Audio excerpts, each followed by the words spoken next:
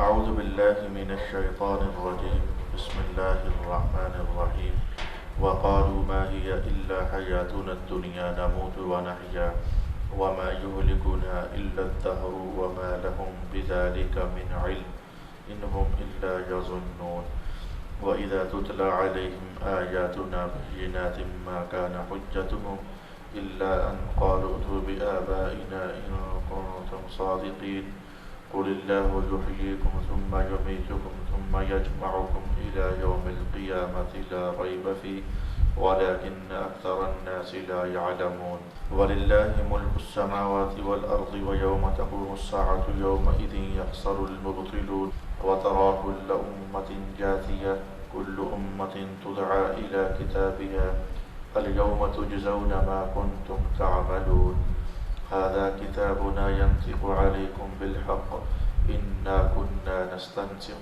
ما كنتم تعملون صدق الله مولانا العظيم والصلاة والسلام عليك يا سيدي يا رسول الله والصلاة والسلام عليك يا سيدي يا حبيب الله الصلاة والسلام عليك يا سيدي يا شفيع المذنبين وعلى آلك وأصحابك يا سيدي یا رحمت للعالمین۔ اور انہوں نے کہا کہ ہماری تو صرف یہی دنیا کی زندگی ہے، ہم اسی دنیا میں مرتے اور جیتے ہیں اور ہمیں صرف زمانہ ہلاک کرتا ہے۔ حال یہ ہے کہ انہیں اس کا کچھ علم نہیں، وہ محض گمان کر رہے ہیں، اور جب ان پر ہماری واضح آیات پڑھی جاتی ہیں تو ان کو ان کی جوابی دلیل صرف یہ ہوتی ہے کہ اگر تم سچے ہو تو ہمارے مرے ہوئے باپ دادا کو لے آؤ، آپ کہیے کہ اللہ ہی تم کو زندہ کرتا ہے، پھر وہی تم پر موت لائے گا، پھر قیامت کے دن تم سب کو جمع فرمائے گا، جس کے واقعہ ہونے میں کوئی شک نہیں ہے، اور لیکن اکثر لوگ نہیں جانتے۔ اور اللہ ہی کے لیے آسمانوں اور زمینوں کی حکومت ہے، اور جس روز قیامت قائم ہوگی اس دن باطل پرست سخت خسارے میں ہوں گے، اور آپ دیکھیں گے کہ ہر جماعت اس دن گھٹنوں کے بل گری ہوئی ہوگی، ہر جماعت کو اس کے صحیفہ اعمال کی طرف بلایا جائے گا، ان سے کہا جائے گا کہ آج تمہیں ان کاموں کا بدلہ دیا جائے گا جو تم کیا کرتے تھے، یہ ہمارا لکھا ہوا ہے جو تمہارے متعلق حق بیان کر رہا ہے، تم جو کچھ بھی کرتے تھے ہم اس کو لکھتے رہتے تھے۔ صدق اللہ مولانا العظیم۔ الصلاة والسلام علیک یا سیدی یا رسول اللہ، الصلاة والسلام علیک یا سیدی یا حبیب اللہ۔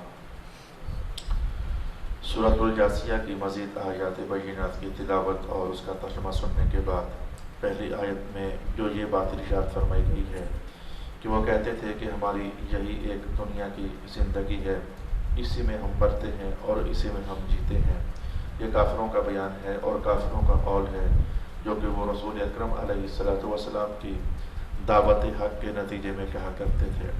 ان کو اس بات کا یقین نہیں تھا کہ مرنے کے بعد اٹھنے کا جہان بھی کوئی جہان ہے، وہ اس بات کو تصور ذہن میں نہیں لا سکتے تھے کہ ایک بار جب انسان مٹی بن جاتا ہے، ہڈیاں چورا چورا ہو جاتی ہیں، جوڑ الگ ہو جاتا ہے، تو دوبارہ سے اس کو زندہ کیا جا سکتا ہے، دوبارہ سے اس کا فکر اور شعور اور اس کی ذہن کی صلاحیتیں واپس آ سکتی ہیں۔ وہ اس عنوان کے قائل نہیں تھے، ان کی اس بات کو رسول اکرم علیہ السلام قرآن پاک کی زبان میں بیان فرما رہے ہیں۔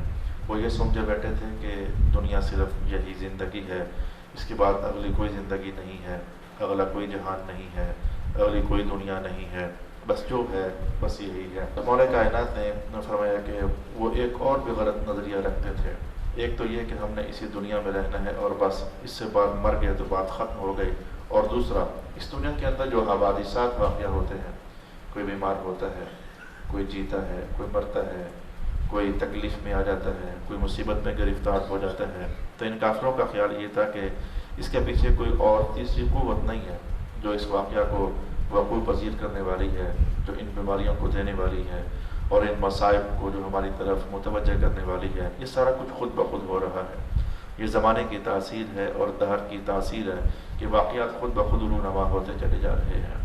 حالانکہ آپ کو اس سے پہلے بتایا جا چکا ہے کہ اللہ کے نظم و ضبط میں تو دستور یہ ہے کہ پھول کی پتی کا 100واں حصہ بھی ہو وہ خود بخود ایک جگہ سے دوسری جگہ تک منتقل نہیں ہو سکتا جب تک اس کے پیچھے مؤثر نہ ہو، جب تک اس کے پیچھے کوئی قوت کار فرما نہ ہو۔ لیکن بار کیا یہی تو وہ بنیاد تھی کہ جس بنیاد پر ان کو کافر سمجھا جاتا ہے اور ان کو اللہ کا منکر سمجھا جاتا ہے، وہ اس بات کا انکار کرتے تھے یہ سارا کچھ خود بخود ہو رہا ہے، کوئی قوت بھی پیچھے کار فرما نہیں ہے۔ یہ تو ان کا بیان تھا۔ بطور یقین اور ایمان اور عقیدے کے دہرانے کے ہم 2 جملے بول لیتے ہیں۔ اللہ کا شکر ادا کرتے ہوئے ہم مسلمانوں کو اللہ نے ایسا نہیں بنایا، اس نے ہمارے دلوں کو خود ہی منتخب کر لیا اس ایمان کے لیے کہ ہم سمجھتے ہیں کہ اگر بال بھی اگتا ہے تو اللہ کے حکم سے اگتا ہے، اگر تنکا بھی ہلتا ہے تو اللہ کے حکم سے ہلتا ہے، چڑیا اگر پر بھی مارتی ہے تو اللہ کے حکم سے مارتی ہے، وہ حکم جاری نہ کرے تو اندر گیا ہوا سانس باہر نہیں آ سکتا ہے، حکم جاری نہ کرے تو باہر آیا ہوا سانس دوبارہ وجود کے اندر داخل نہیں ہو سکتا ہے، اس کا ارادہ ازلی ساتھ شامل نہ ہو جائے تو دل کی دھڑکن ادھر ہی رک سکتی ہے، وہ ارادہ فرماتا ہے تو خون پورے وجود میں گردش کرتا رہتا ہے، اگر وہ روک لے تو نوالا حلق سے اترتے اترتے گلے ہی میں رک جائے اور بندے کی موت واقع ہو جائے۔ ہم تو اللہ تعالیٰ کی قدرت اور اس کی ذات کی قوت اور طاقت کو اس طرح تسلیم کرنے والے ہیں، اللہ تعالیٰ کا لاکھ لاکھ شکر ادا کرتے ہیں۔ اس کے بعد آئیے جو میں نے 2-3 باتیں اس آیت میں رک کر آپ کی خدمت میں عرض کرنی ہے، یہ تو میں نے تاریخی پس منظر بیان کیا کہ مکہ کے ماحول میں اور ارد گرد کے پھیلے ہوئے کافروں کے ماحول میں ان ایسے لوگ بھی پائے جاتے تھے جو سمجھتے تھے کہ ہم نے بس یہی ایک دنیا ہے، اس کے بعد کچھ بھی نہیں ہے۔ میں ایک حدیث کا سہارا لے کر آپ کو کسی ایک سبق کی طرف اور ایک منزل کی طرف متوجہ کرنے جا رہا ہوں۔ آپ میں سے اور مجھ میں سے کوئی بھی اللہ کا فضل ہے کہ رسول پاک علیہ الصلوۃ والسلام کا انکار کرنے والا نہیں ہے، الحمدللہ علی ذالک۔ ہم اپنے آقا حضور علیہ الرحمہ کو علیہ الصلوۃ والسلام کو نبی ماننے والے ہیں اور آخر الزمان نبی ماننے والے ہیں، سید الانبیاء ماننے والے ہیں، خاتم الانبیاء ماننے والے ہیں، یعنی کوئی بھی جھول ہمارے عقیدے میں نہیں ہے۔ لیکن اس حدیث کے الفاظ ذرا غور کیجیے گا۔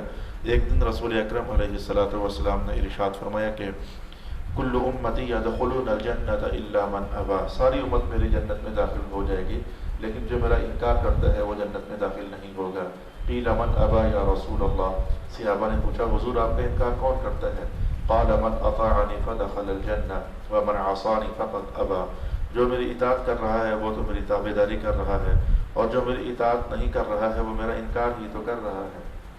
اس جملے کو محفوظ کیجیے، ہم میں سے جو شخص حضور کی تابعداری نہیں کر رہا ہے، حالانکہ حضور کو مانتا ہے، وہ نبی مانتا ہے، رسول مانتا ہے، خاتم النبیین مانتا ہے، لیکن حضور فرماتے ہیں کہ اطاعت نہیں کر رہا ہے تو انکار ہی تو کر رہا ہے۔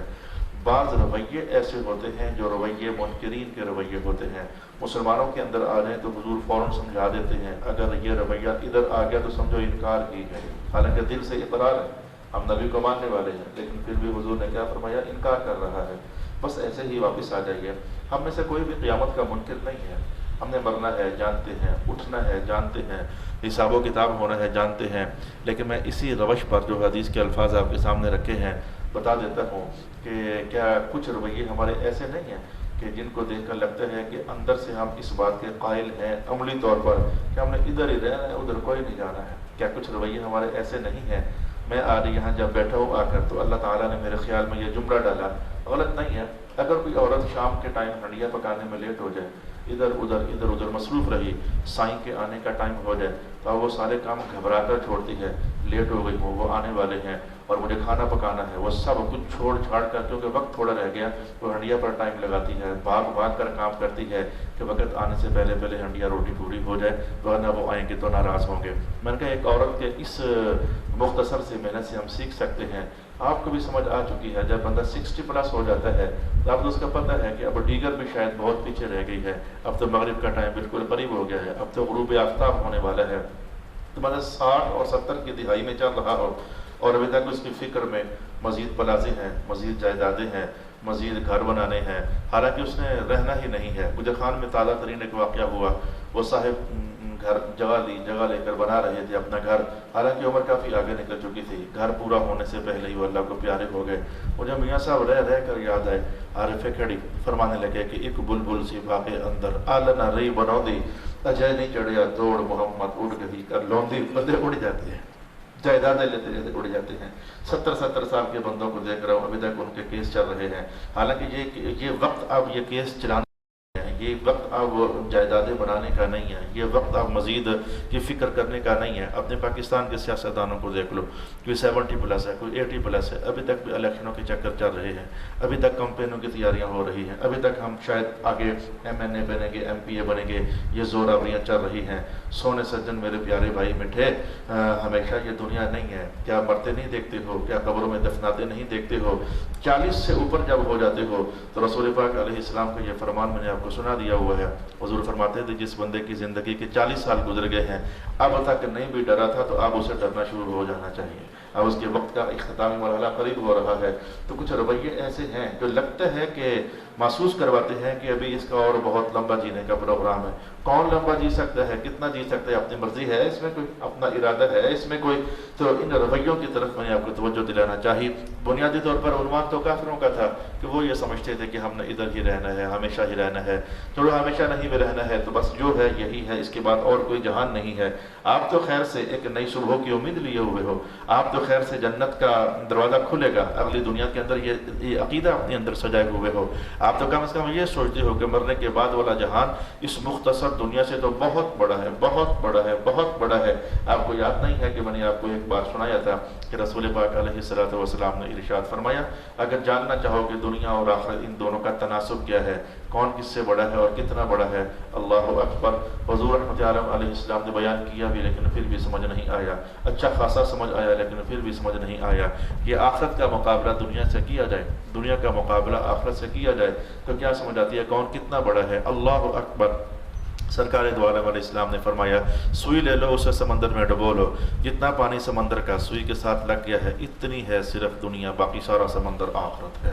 لا الہ الا اللہ محمد الرسول اللہ۔ آپ تو حساب و کتاب کے قائل ہو، آپ تو کہ یہ دھرے کا پوچھ گچھ ہونی ہے اس بات کے قائل ہو۔ آپ کو تو پتہ ہے کہ قبروں کے اندر سوال ہو جانے ہیں، بول رب کون سا تھا، بتا دین کون سا تھا۔ تو ان سارا کچھ کے ہونے کے باوجود بندہ 60 اور 70 کی دہائی میں جائے اور ابھی تک اس کی قبر اس کے سامنے نہ آئے، ابھی تک وہ رونا دھونا شروع نہ کرے، ابھی تک اس کی صبحوں کے اندر کہیں آہو فغاں نہ آئے، ابھی تک راتوں کا کلیجہ چیر کر اندھیرے سمیٹ کر بندہ مصلی بچھا کر اللہ کے حضور نہ جھکے، ابھی تک وہ لوگوں سے لین دین میں اپنے آپ کو صاف ستھرا نہ کر پایا ہو، ابھی تک وہ دنیا کی کمائی کے جھنجھل سے اپنا ہاتھ کھینچ کر کے تو اکثر اللہ کے محبت کے دائروں میں آتا جاتا دکھائی نہ دے، تو پھر سمجھنا چاہیے قرآن سمجھاتا تو ہے ما ہی الا حیاتنا الدنیا۔ ہیں کچھ لوگ ایسے جو یہی سمجھتے ہیں کہ یہی ایک زندگی ہے اور یہی ایک دنیا ہے، اس سے بات اور کچھ بھی نہیں ہے، حالانکہ ہے۔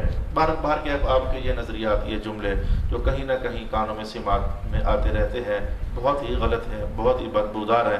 آخرت آئے گی تو دیکھی جائے گی، کیا دیکھی جائے گی؟ اس وقت تو آگ لگ چکی ہوگی، پھر کیا دیکھی جائے گی؟ اس وقت کوئی سنبھلنے کا موقع ہے؟ سنبھلنے کا موقع تو زندگی کے اندر اندر ہے۔ کیونکہ مجھے اور آیات بینات کے مضامین کی طرف بھی بڑھنا ہے، اس لیے میں کچھ زیادہ وقت اپنا یہاں استعمال نہیں کرتا۔ میں نے حسب عادت اور حسب توفیق چاہا ہے کہ بات بھلے کافروں کی چل رہی ہے لیکن ملتی جلتی کہانی اور ملتی جلتی تصویر اگر ہم مسلمانوں میں کہیں پائی جا رہی ہے تو خاک اڑا دی جائے اور مطلع صاف کر دیا جائے، ذہنوں کو آمادہ کر دیا جائے کہ بھئی کہیں نہ کہیں یہ گدلی گدلی تصویر کا رخ ہماری طرف بھی ہوا چاہتا ہے۔ وَقَالُوا مَا هِيَ إِلَّا حَيَاتُنَا الدُّنْيَا، اور وہ کہتے تھے کہ یہی ایک دنیا کی زندگی ہے، نَمُوتُ وَنَحْيَا، ہم جیتے ہیں اور مریں گے، نَمُوتُ وَنَحْيَا نَمُوتُ وَنَحْيَا، وہ یہی سمجھتے تھے کہ یہی ہماری موت ہے اور یہی ہماری زندگی ہے، اس کے بعد اور کچھ بھی نہیں ہے۔ وَمَا يُهْلِكُنَا إِلَّا الدَّهْرُ، اور وہ کہتے تھے کہ ہمیں ہلاکت میں ڈالتا ہے زمانہ۔ بھائی آپ کو میں نے یہ عنوان کوئی نیا نہیں ہے، دہریے ایک قوم ہے اور آج بھی پائے جاتے ہیں، باقاعدہ کسی ایک علاقے میں ان کی آبادی نہیں ہے۔ عام طور پر کالجوں میں بہت زیادہ ہوتے ہیں، یونیورسٹیز کے اندر بہت زیادہ ہوتے ہیں۔ جب مجھے اس طرح پتہ چلتا ہے کہ میرے پاس جیسے اللہ تعالیٰ کی رحمت سے ڈاکٹرز آ جاتے ہیں، میرے پاس جیسے وکلاء بہت سارے آ جاتے ہیں، ایسے میرے پاس کالج میں پڑھنے والے نوجوان بھی بہت سارے آ جاتے ہیں، یونیورسٹیوں کی خاک چھاننے والے بہت سارے آ جاتے ہیں، اپنے شکوے بھی سناتے رہتے ہیں، شکایات بھی لگاتے رہتے ہیں، ہمارے فلانے ٹیچر نے یہ کہہ دیا، بتائیں کہ اس کا حل کیا ہے، ہمارا فلانا سر یہ کہہ رہا ہے، اس کا جواب کیا ہے۔ اس طرح مجھے پتہ چلتا رہتا ہے کہ جو کچھ ہو رہا ہے خود بھی ہو رہا ہے۔ یہ کالجوں میں کہیں نہ کہیں یہ باز گشت موجود ہے، یونیورسٹیز کے اندر کہیں نہ کہیں یہ باز گشت موجود ہے۔ زیادہ نہ صحیح لیکن ایسے لوگ موجود ہیں۔ آپ اپنے عنوان کو سنبھالیں، آپ اپنے ایمان کو سنبھالیں، آپ اپنے نظریے کو سنبھالیں۔ بس ہماری بات یہی ہے کہ ہماری سانس کا 100واں حصہ بھی اللہ کے حکم ہی سے آ جا رہا ہے۔ کائنات کا ایک ہوا کا جھونکا بھی نہیں چل سکتا ہے جب تک اللہ رب العالمین کا حکم نہیں ہو جاتا ہے۔ ہم گندم کا ایک دانہ بھی اپنے وجود میں نہیں اتار سکتے ہیں جب تک اللہ کا حکم نہیں ہو جاتا ہے۔ ہماری زندگی کی سانسوں میں کوئی بندہ ایک سانس بھی کم نہیں کر سکتا ہے اور کوئی بندہ بھی ایک سانس بھی زیادہ نہیں کر سکتا ہے۔ ہمارے رزق کا ایک ذرہ بھی کوئی کم نہیں کر سکتا ہے، کوئی زیادہ نہیں کر سکتا ہے۔ یہ سارا ایک نظم و ضبط ہے، اس کے پیچھے قوت ہے، اس کے پیچھے ایک طاقت ہے، اس کے پیچھے ایک ذات ہے اور وہ اللہ رب العالمین کی قدرت ہے۔ اور ہم اس نظریے کو علی الاعلان تلاوت بھی کرتے ہیں، زبان پر جاری بھی کرتے ہیں، ذہن کے اندر بھی اس کی تصویر اتارے رہتے ہیں۔ ان اللہ علی کل شیء قدیر، ہر شے پر قدرت اللہ رب العالمین کی ہے۔ یہ جملہ بدلنے والی بات ہے، انداز ہی بدلا ہے اور عنوان بدل گیا ہے۔ ایک یہ ہے کہ یوں کہا جائے اللہ ہر شے پر قادر ہے، لیکن اسی جملے کو تھوڑے سے پیچ و خم کے ساتھ آپ دیکھنا نظریہ بدل جاتا ہے۔ ہر شے پر قدرت اللہ ہی کی ہے، بات وہی ہے، جملہ وہی ہے، لیکن سمجھنے کے دو انداز میں نے آپ کے سامنے رکھ دیے۔ یہ بھی ٹھیک ہے کہ اللہ ہر شے پر قدرت رکھتا ہے اور یہ بھی ٹھیک ہے کہ ہر شے پر قدرت اللہ ہی کی ہے، ہم اس نظریے کے قائل ہیں۔ باقی رسول پاک علیہ الصلوۃ والسلام نے منع فرمایا ہے کہ زمانے کو گالی نہ نکالا کرو، زمانے کو برا نہ کہا کرو۔ جیسے کہ آپ ماحول میں چلتے رہتے ہیں اور سنتے رہتے ہیں زمانہ ہی خراب ہو گیا، حالات ہی نہیں رہے، زمانے والوں کے حالات نہیں رہے، یہ تو سمجھ آتی ہے۔ زمانے والوں کی حالات خراب ہو گئے، یہ تو سمجھ آتی ہے۔ ہونا نہیں ہوتا کوئی زمانہ ہی نہیں رہا، زمانہ خراب ہو گیا، یہ زمانے کو خراب کہنا یا کوئی منفی چیز اس کی طرف منسوب کرنا۔ رسول پاک علیہ السلام فرماتے تھے کہ مجھے رب کائنات نے بتایا ہے جو بندہ زمانے کو برا کہتا ہے وہ اپنے رب کو گالی نکال رہا ہوتا ہے۔ لہذا زمانے کی طرف ان گناہوں اور غلطیوں کی نسبت اور خرابیوں کی نسبت کرنے کی بجائے قرآن پاک کا یہ نظریہ یاد رکھو، ما اصابک من حسنۃ فمن اللہ وما اصابک من سیئۃ فمن نفسک۔ کوئی خیر ہوئی ہے تو یہ اللہ کی طرف سے ہوئی ہے، اور اگر کوئی برائی کمائی ہے یہ تو نے کمائی ہے، یہ تیرے اندر کے نفس کی خباثت ہے جس سے تجھے برائی کے دھانے پر لا کر کھڑا کر دیا ہے۔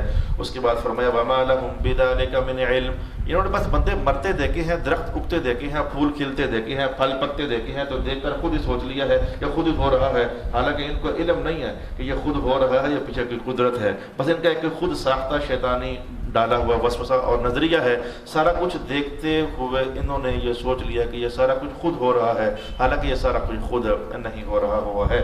اب آئیے یہ تو کچھ مجھے باقتے باقتے جو مضامین مجھے کہنے تھے، آج میں آپ کو یہ بات بھی بیان کرنا چاہتا ہوں کہ جیسے سارے مسلمان برابر نہیں ہیں، اور آپ کو پتہ ہے کہ سارے مسلمان برابر نہیں ہیں، کسی کا سچ زیادہ ہے کسی کا کم، کسی کا جھوٹ زیادہ ہے کسی کا کم، کسی کا تقویٰ زیادہ ہے کسی کا کم، کسی کی بندگی کے احساسات زیادہ ہیں کسی کے کم، کسی کی شب بیداریاں زیادہ ہیں کسی کے کم، کسی کی تلاوتیں زیادہ ہیں کسی کی کم، کوئی زیادہ اٹیچمنٹ رکھتا ہے رسول پاک علیہ السلام کے ساتھ اور کوئی دور دور رہتا ہے، کوئی کچھ نہ کر کے بھی مطمئن ہے اور کوئی سب کچھ کر کے بھی ڈر رہا ہے۔ یہ سارے نظریے، یہ ساری سوچیں اور ان سوچوں والے انسان ہم اس دنیا کے اندر دیکھتے رہتے ہیں۔ آج میں آپ کے سامنے قرآن ایک خاکہ ہے، وہ بھی آپ کے سامنے رکھنا چاہتا ہوں۔ سارے کافر بھی برابر نہیں ہیں، آپ سمجھتے ہوئے کافر ہے مسیح کا کافر ہے، اور بھی کافر ہونا ہے، کافر ہے۔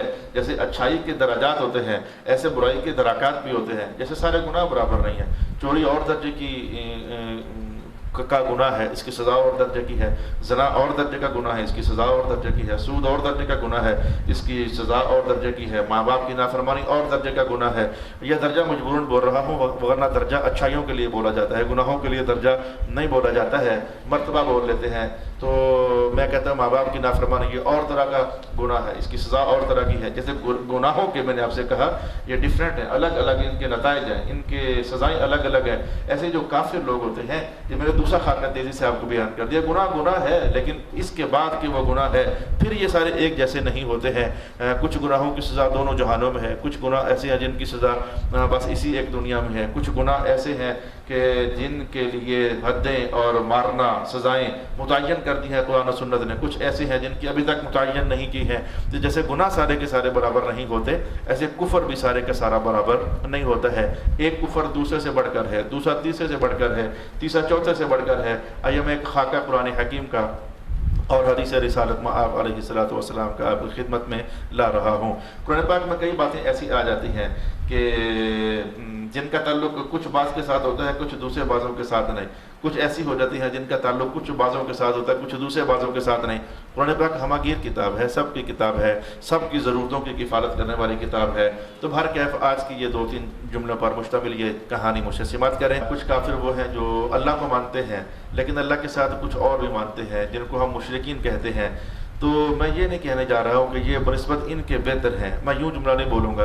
ذرا یہ جن کی کہانی ابھی ہم نے سمجھی ہے، یہ سمجھیں کہ یہ اللہ کو بھی نہیں مانتے ہیں، مشرک ہونا تو دور کی بات ہے، یہ کہتے ہیں جو ہے خود ہی ہے، یہ اللہ کا بھی انکار کرنے والے ہیں۔ اب ایک کافر وہ ہے جو اللہ کو مانتا ضرور ہے لیکن وہ ساتھ اور خداؤں کو مانے ہوئے ہے۔ اب یہ اور اس کا دوزخ کے اندر انجام بھی اس کا الگ ہے۔ اور ایک کافر وہ ہے جو سرے سے اللہ ہی کو نہیں مانتا ہے، سمجھ آ رہی ہے، جو اللہ ہی کو نہ مانے، یہ زیادہ ہی آگے نکل گیا برا ہونے میں، جو کم از کم اللہ کو تو مان رہا ہے لیکن ساتھ کسی اور کو مان رہا ہے۔ یہودی بھی کافر، عیسائی بھی کافر ہے، لیکن ان کی کفر میں دیکھ لیں کیا چیز ہے۔ یہودی اللہ کو ماننے والے ہیں اور نبیوں کے آنے اور جانے کا تصور بھی ان کے ذہنوں میں ہے، آسمانی کتاب کو بھی مانتے ہیں، وہ کافی آگے نکل گئے اس ماننے میں، لیکن آخرکار ان سے انکار ہو گیا ہے رسول پاک علیہ الصلوۃ والسلام کا۔ اور عیسائی بھی کافر ہیں، اللہ کو مانتے ہیں، وحی کے آنے جانے کے تسلسل اور سلسلوں کو وہ تسلیم کرتے ہیں، کتابوں کا آنا جانا ان کے علم میں ہے، لیکن وہ بھی رسول پاک صلی اللہ علیہ وآلہ وسلم کا انکار کر کے وہ کافر ہو گئے۔ تو کچھ کافر وہ ہیں جو مشرک ہیں، کچھ کافر وہ ہیں جو دہریے ہیں، کچھ کافر وہ ہیں جو اہل کتاب ہیں، کچھ کافر وہ اچھا ان کے حکام بھی سارے برابر نہیں ہیں۔ دوسرے سپارے میں رب کائنات نے کہا اور کہیں اور بھی کہا کہ جو اہل کتاب قسم کے کافر ہیں، یہودی اور عیسائی، ان کی عورتوں کے ساتھ مسلمانوں تم شادی کر سکتے ہو، اگرچہ بہت ساری برکت اس کے اندر نہیں ہے۔ جو مشرکین ہیں لا تنکحوا المشرکات، ان کے ساتھ تو نکاح بھی نہیں کرنا ہے۔ دیکھو ان کے حکام بھی جو ہے رب کائنات نے الگ کر دی ہے۔ ایک اور قسم کا کافر بھی ہوتا ہے، میں کہنے جا رہا ہوں، اسے مرتد کہا جاتا ہے۔ اس کے لیے تو اتنی شدت ہو گئی رسول پاک علیہ الصلوۃ والسلام کے دین مبارک میں کہ جو بندہ اسلام میں آنے کے بعد مرتد ہو جاتا ہے، چھوڑ دیتا ہے، اللہ کو ماننے کے بعد انکار کرتا ہے، رسول اللہ کو ماننے کے بعد انکار کرتا ہے، کتاب اللہ کو ماننے کے بعد انکار کرتا ہے، مرتد ہونے کی جو بھی تصویر اور جو بھی راستہ اس نے اختیار کیا ہے، یہ اتنا شدید کافر ہے کہ رسول اکرم علیہ السلام فرماتے ہیں اس کو 3 دن کی مہلت ہے، بس اس کی زندگی یا 3 دن ہے یا اس سے زیادہ ہے، یا تو یہ توبہ کر لے 3 دن کے اندر جو شک شبہ ڈلا ہے اس کو سمجھا دیا جائے اور بتا دیا جائے، واپس پلٹتا ہے تو یہ نئی زندگی گویا کہ اس کو مل گئی ہے اور جیے گا، اور اگر یہ 3 دنوں کے اندر تسلیم نہیں کرتا ہے، چوتھا دن کی صبح اس کی زندگی میں نہیں ہے، اسے قتل کر دیا جائے گا۔ مان کر انکار کرنا، شہد چکھ کر کہنا کہ یہ میٹھا نہیں ہوتا اور سیب کھا کر کہنا کہ یہ لذیذ نہیں ہوتا، یہ بھی ایک قسم کا کافر ہے، اس کو مرتد کہا جاتا ہے۔ اس کی دنیا میں سزا سخت ہو گئی۔ اب میں ایک آخری قسم کا کافر آپ کے سامنے رہتا ہوں جس کی دنیا میں شاید کوئی سزا نظر نہیں آ رہی ہے لیکن اتنا شدید کافر ہے کہ رب کائنات نے کمال غضب کا اظہار کرتے ہوئے کہا اس کو تو میں نے دوزخ میں سب سے نیچے پھینکنا ہے۔ اب اس جملے سے محسوس کرنا کہ یہ کتنا کوئی شدید کافر ہوگا جس کو منافق کہا جاتا ہے۔ مانتا ہے اوپر سے اللہ ہے، مانتا ہے رسول اللہ ہے، لیکن دل سے دشمن بنا ہوا ہے رسول پاک صلی اللہ علیہ وآلہ وسلم کا، جس کو رب کائنات نے یوں کہا ان المنافقین فی الدرک الاسفل من النار، جو منافق درجے کا کافر ہوگا اسے ہم نے وہ دوزخ میں سب سے نیچے والے درکے میں پھینکنا ہے۔ لفظ اصل میں درکا ہوتا ہے لیکن آپ کیا چونکہ چلنے والا نہیں ہے، جنت میں اب اسے درجہ کہتے ہیں، اور بیسمنٹ میں اتر جاؤ نیچے کی طرف تو اسے درجہ نہیں، اسے سٹیپ بائی سٹیپ نیچے جانے سے درکا کہتے ہیں۔ تو جنت میں دراجات ہیں، جنت میں بلندیاں ہیں، اور دوزخ میں دراکات ہیں، نیچے اور نیچے اور نیچے اور نیچے۔ جو سب سے نیچے والا علاقہ ہے رب کائنات کا منافقین کو ہم نے وہاں پھینکنا ہے۔ ہمیں مانا تو کیا مانا، ہمارے سونے محمد مصطفیٰ کو نہیں مان رہا ہے، اوپر سے مان کر دل سے انکار کر رہا ہے۔ یہ مختلف کیٹیگریز ہیں کافروں کی، جو کم از کم مسلمان ہونے کے ناطے کتاب اللہ کی آپ طالب علم ہو، رسول پاک علیہ السلام کی حدیث کی آپ طالب علم ہو، کئیوں کے احکام دنیا میں شدید ہو گئے، ان منافقین کو دنیا میں تو کچھ کہا ہی نہیں گیا۔ زیادہ سے زیادہ جو حدیث پاک میں آتا ہے ان جو کہا گیا وہ تو یہ ہے کہ ایک نشست میں جب کہ غزوہ تبوک سے واپس رسول پاک علیہ تشریف لا رہے تھے اور آپ کو بھی چند مہینے باقی رہ چکے تھے اللہ کے پاس واپس تشریف لے جانے میں، تو آج صرف نشست میں، حالانکہ بہت پہلے کھل چکا تھا یہ منافق جانتے تھے حضور، لیکن کسی حکمت سے حضور رکے ہوئے تھے۔ زیادہ سے زیادہ آج ان کو یہی کہا کہ قم یا فلان انت منافق، قم یا فلان انت منافق، فلان یہاں کھڑا ہو جا تو منافق، نکل جا ہماری مجلس سے، تو بھی نکل جا، تو بھی. بس زیادہ سے زیادہ دنیا میں ان کو جو نکالا گیا ہے، یا پھر اور تھوڑا کچھ زیادہ سے زیادہ رسول پاک علیہ الصلوۃ والسلام کا حکم نہیں تھا، لیکن جناب عمر جیسی ہستیوں نے، جناب علی جیسی ہستیوں نے کچھ منافقوں کو بغیر حکم ملے ہی کاٹ کے رکھ دیا تلوار سے. تو رسول پاک علیہ الصلوۃ والسلام نے خاموشی اختیار فرمائی، ٹھیک ہے ان کا یہی بننا چاہیے تھا، بلکہ آیات نازل ہوئی، جو ہوا ہے ٹھیک ہوا ہے. تو زیادہ سے زیادہ ان کے ساتھ یہ ہوا، لیکن ان کی آخرت میں سزا آپ نے محسوس کر لیا کتنی شدید اور سخت واقعہ ہوئی ہے. الغرض ایمان والے ہیں تو ان کے بھی آپس میں معاملات ایک جیسے نہیں ہیں. میں کہتا ہوں نیکیاں ساری ہیں تو وہ بھی ساری ایک جیسی نہیں ہیں. کچھ نیکیاں تو میرے پیارے بھائی ایسی بھی ہوتی ہیں، اللہ اکبر اللہ اکبر اللہ اکبر. کچھ نیکیاں تو ایسی بھی ہوتی ہیں کہ رسول پاک علیہ السلام فرماتے ہیں میں خود اپنے ہاتھوں سے ان کو لکھ رہا ہوتا ہوں. اللہ اکبر اللہ اکبر. نیکیاں ساری برابر نہیں ہیں. کچھ نیکیاں تو ایسی بھی ہوتی ہیں کہ رب کائنات سورۃ یاسین نے کہا سنکتب ما قدموا وآثارهم، ہم لکھ رہے ہوتے ہیں تمہارے ان قدموں کے نشانات جب تم مسجد میں نماز پڑھنے کے لیے جا رہے ہوتے ہو اور واپس آ رہے ہوتے ہو، ان نشانوں کو ہم لکھ رہے ہوتے ہیں. تو گناہ سارے برابر نہیں ہیں، نیکیاں ساری برابر نہیں ہیں. پھر گناہ جس وجود میں جائے گا وہ سارے برابر نہیں، نیکیاں جس وجود میں جائیں گی وہ سارے برابر نہیں ہے. الغرض میں تو شاید اس خیال میں تھا کہ میں اس رکوع کو مکمل کر کے اگلی آیات بینات میں بھی داخل ہو جاؤں گا، لیکن ہمارا وقت سمٹ رہا ہے. کچھ ہم نے جاننے کی کوشش کی ہی ہے. اللہ تعالیٰ سے فیض مانگتے ہیں کہ قرآن حکیم کا اثر تاثیر ہمارے وجود میں ظاہر ہو جائے. وَإِذَا تُتْلَىٰ عَلَيْهِمْ آيَاتُنَا بَيِّنَاتٍ، قرآن پاک جب ان پر پڑھا جاتا ہے، جب ان پر اللہ کی آیات کی تلاوت کی جاتی ہے تو قرآن تو پھر غالب کتاب ہے.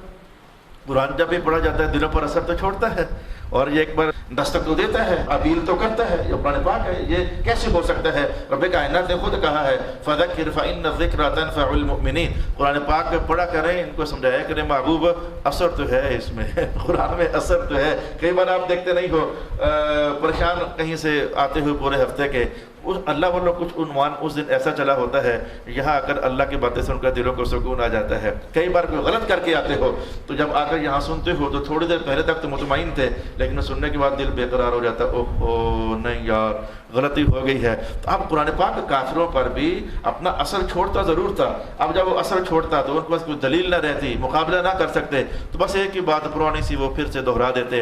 حالانکہ اس کا جواب کئی بار ان کو دیا جا چکا تھا. وہ کہتے ہیں اچھا اگر آپ سچے ہیں تو پھر قبروں سے بندے باہر نکالیں نا، یہ ہمارے ساتھ باتیں کریں آ کر، ہمیں یہ بتائیں کہ واقعی محمد اللہ کے سچے رسول ہیں، ان کو نکالو نا باہر. حالانکہ وہ یہ سمجھتے تھے کہ یہ بہت مشکل کام ہے. اللہ کے لیے کیا مشکل کام ہے؟ اللہ کے لیے کیا مشکل کام ہے؟ جن میں روحیں ڈال کر نکال لیں ان کو دوبارہ زندہ کرنا کیا مشکل ہے؟ جبکہ وہ اس بات پر قادر ہے کہ جن میں کبھی روح ڈالی ہی نہیں ہے، پتھر، اللہ تو ان سے بھی لا الہ الا اللہ پڑھوا رہا ہوتا ہے، لا الہ الا اللہ محمد رسول اللہ پڑھوا رہا ہوتا ہے. ریت کے ذروں سے سبحان اللہ کی آوازیں آتی رہی ہیں، روٹی کے نوالوں سے حدیث پاک میں آتا ہے کہ ابن مسعود کہتے ہیں کہ وہی نقمہ اسی چنگیر سے اور اسی روٹی سے میں توڑتا اور منہ تک جاتا، میرا نوالا خاموش ہوتا، لیکن وہیں سے نوالا حضور توڑتے. تو چنگیر سے لے کر منہ تک کا جو سفر ہے یہ اس حالت میں گزرتا، سبحان اللہ سبحان اللہ سبحان اللہ سبحان اللہ کی آوازیں آ رہی ہوتی تھی ان نوالوں کے اندر سے. تو جو اللہ تعالیٰ جن میں روح کبھی ڈلی ہی نہیں ان سے اپنا نام بلوانا جانتا ہے. قرآن نے کہا نہیں ہے وَإِن مِّن شَيْءٍ إِلَّا يُسَبِّحُ بِحَمْدِهِ، ہر شے اللہ کی تسبیح بیان کر رہی ہے. وَلَكِن لَّا تَفْقَهُونَ تَسْبِيحَهُمْ، تمہیں شعور نہیں ہے، تمہیں پتہ نہیں ہے کون تسبیح کیسے کر رہا ہے، تمہیں پتہ نہیں ہے، لیکن تسبیح ہو رہی ہے. تو اب وہ کہتے کہ اچھا جی پھر ان کو زندہ کر کے بتائیں تاکہ یہ آ کر بتائیں تو پھر ہم سمجھیں. بڑا مشکل سا سوال جیسے کہ انہوں نے رکھا ہوا تھا، اور یہ بات تو ہم 8ویں سپارے کی پہلی آیت میں پڑھ کر آگے ہوئے ہیں. رب کائنات کا محبوب اگر یہ ماننے کے لیے یہ دلیل مانگ رہے ہوتے نا کہ ہم کوئی مردہ نکال دیں گے تو پھر یہ مان جائیں گے، تو ہم مردے بھی نکال کر سامنے رکھ دیتے. وَكَلَّمَهُمُ الْمَوْتَى وَكَلَّمَهُمُ الْمَوْتَى، میتیں صرف سامنے زندہ ہو کر آ نہ جاتی، ان سے باتیں بھی کرتی، لیکن ہم جانتے ہیں کہ وَكَلَّمَهُمُ الْمَوْتَى وَحَشَرْنَا عَلَيْهِمْ كُلَّ شَيْءٍ قُبُلًا مَا كَانُوا لِيُؤْمِنُونَ. یہ ایمان لانے کی خاطر تھوڑا کہہ رہے ہیں کہ کوئی مردہ اگر بات کر لے تو ہم مومن ہو جائیں گے. یہ ایسے وقت گزارنے کے لیے، کٹ حجتیاں کرنے کے لیے، ضد بار قائم رہنے کے لیے یہ اس طرح کے جملے بولتے ہیں کہ ان کو لگتا ہے شاید یہ کہ نہ مردہ باہر نکلے گا نہ ہم مانیں گے. یہ ان کو شاید یہ لگتا ہے، حالانکہ مردہ زندہ نکالنا کوئی مشکل بات نہیں. ہم یہ تو صرف زندہ کر کے نکالنے کی بات کرتے ہیں. وَكَلَّمَهُمُ الْمَوْتَى، ان سے آ کر باتیں بھی کریں کہ ہم دیکھ آئے ہیں. سچی کہانی وہی ہے جو محمد مصطفیٰ ارشاد فرما رہے ہیں، مَا كَانُوا لِيُؤْمِنُونَ، بتایا جا چکا تھا. اب وہی بات ہے جو قرآن حکیم میں مختلف زمانوں میں کہی جا رہی ہوتی ہے. ہم ذرا اختتام تک اس کا ترجمہ دیکھ لیتے ہیں. وَإِذَا تُتْلَىٰ عَلَيْهِمْ آيَاتُنَا بَيِّنَاتٍ، اور جب ان پر ہماری واضح آیات پڑھی جاتی ہیں، مَا كَانَ حُجَّتُهُمْ، ان کی دلیل سوائے اس کی اور کوئی نہیں ہوتی. ہمارے آباء و اجداد کو لے آئیے اگر آپ سچے ہیں. قُلِ اللَّهُ يُحْيِيكُمْ، ذرا ان کو بتائیں یہ تمہارے مرے ہوئے باپ کو زندہ کرنا یہ مشکل ہے، یا بالکل کوئی تھا ہی نہیں تو اس کو نئے سرے سے بنا دینا یہ مشکل ہے. موٹر سائیکل نئے سرے سے بنانا یہ مشکل ہے کہ بنی ہوئی ٹوٹ جائے تو ریپیئر کرنا مشکل ہے. وہ سمجھ نہیں آ رہی آپ کو جلدی سے کہانی. ایجاد کسی شے کی مشکل ہوتی ہے، بن جائے تو پھر تو تجربے چلتے رہتے ہیں. پھر تجربہ کیا، جگاڑ بھی چلتے رہتے ہیں. پھر تو جگاڑ بھی چلتے رہتے، پاکستانی ماحول میں تو جگاڑ بھی چلتے رہتے ہیں. تو رب کائنات نے کہا یحییکم، تم تھے ہی نہیں، اس نے تمہیں زندہ کر دیا. یہ زندگی کافی نہیں ہے جاننے کے لیے کہ اللہ ہے کوئی؟ یہ کافی نہیں ہے کہ پانی کے نطفے سے رب کائنات نے اتنا سونا شعور والا عقل والا انسان بنا دیا؟ یہ کافی نہیں ہے. اگر یہ تمہارے لیے کافی نہیں ہے تو پھر ہم جانتے ہیں کہ تم نے ماننا نہیں ہے، ویسے ہی لگے ہوئے ہو. قبر سے نکل کر کوئی بتائے تو پھر ہم مانیں گے. قُلِ اللَّهُ يُحْيِيكُمْ، اللہ تمہیں زندہ فرماتا ہے. ثُمَّ يُمِيتُكُمْ، پھر تمہیں مار بھی دیتا ہے. ثُمَّ يَجْمَعُكُمْ إِلَى يَوْمِ الْقِيَامَةِ، اور پھر سب کو جمع فرما دے گا قیامت والے دن تک. لا ریب فیہ، مانتے ہو تو مانو، نہیں مانتے تو نہ مانو. حق دو ٹوک ہوتا ہے، حق واضح ہوتا ہے، حق جری ہوتا ہے، حق بہادر ہوتا ہے، حق میں شجاعت ہوتی ہے، حق میں کوئی منزل کی روشنی ہوتی ہے. مانتے ہو تو مانو، نہیں مانتے تو نہ مانو. لا ریب فیہ، اس میں کوئی شک نہیں ہے، قیامت آ کر رہنی ہے. وَلَٰكِنَّ أَكْثَرَ النَّاسِ لَا يَعْلَمُونَ، لیکن اکثر لوگ جانتے نہیں ہیں. اس جملے سے باریک معنی سمجھو کہ اکثر لوگ نہیں مانتے ہیں قیامت آنی ہے، تو پھر اکثر کافر ہی ہوئے نا. اس روئے زمین پر کھاتے سارے رب کا ہیں لیکن اکثر مان تو نہیں رہے ہیں. کوئی یہاں کر گر گیا قیامت کا منکر ہے، کوئی یہاں کر گر گیا حضور کا انکار ہے، کوئی یہاں کر گر گیا کہ دہریہ ہے، کوئی یہاں آ کر گر گیا کتاب اللہ کا انکار ہے، کر گر گیا ختم نبوت کا انکار ہے. تو اکثر لوگ جو ہیں وہ مومن نہیں ہیں. تو اگر سوال ہو کہ دنیا میں مسلمان کم ہے یا کافر زیادہ ہیں، تو جواب ہوگا کہ مسلمان کم ہے اور کافر زیادہ ہے.